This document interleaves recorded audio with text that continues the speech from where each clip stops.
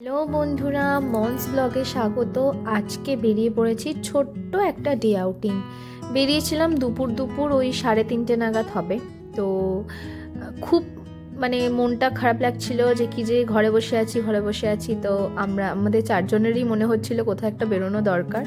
তো আমরা সেই কারণে বেরিয়ে পড়েছি। এখানে আকাশ কি হারে ঘুমোচ্ছে একটু পরে তোমরা দেখতে পাবে, ডেকেও সাড়া পাওয়া যাচ্ছে না। গাড়িতে উঠলেই জীবনের রাজ্যের ঘুম পেয়ে যায়। যাই হোক, সেসব বাদ দিয়ে চললাম আমরা খুব সুন্দর সুন্দর ভিউ দেখতে। 3:30 নাগাদ বেরিয়েছিলাম, যে রোদটা আমরা পেয়েছিলাম দারুণ। আর কিছু ভিডিও, কিছু ফটো এগুলো তুলতেই কিন্তু আমরা চলে এসেছিলাম রিসর্টে। সেখানে একটু স্ন্যাক্স নিলাম আমরা, অনেক কিছুই ছিল আইটেম, দেখতেই পাচ্ছ।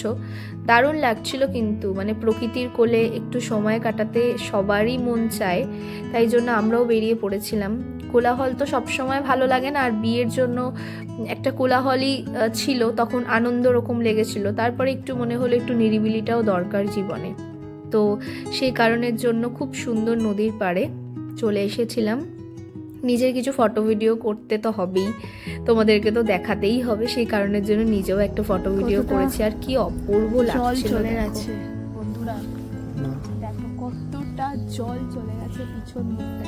আমরা একদম কাছাকাছি আছি একদম। আর আজকে আমরা এসেছি কোথায়? ফলতা।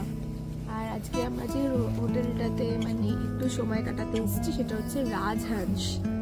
তো এত সুন্দর লাগছে, আর শীতকালে নদীর পাড় অপূর্ব। আর তার সাথে আমার গলা ধরাটা তো সঙ্গে আছেই, খুব ভালো লাগছে। আমি বিয়ের অষ্টমঙ্গলা করে এইবারে আমি বেরিয়েছি ঘুরতে। তোমার সঙ্গে থাকো। ভিডিও এবং ফটো তোমাদের কিরকম লাগলো অবশ্যই কমেন্ট করে জানিও। আর তোমরাও চাইলে চলে যেতে পারো রাজহাঁস, ভালো একটা ফলতায় একটা রিসর্ট আছে।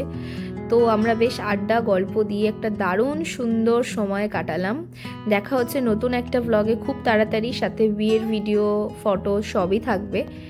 তো সবাই খুব ভালো থেকো, মনস ব্লগকে সাবস্ক্রাইব করে দিও। টাটা।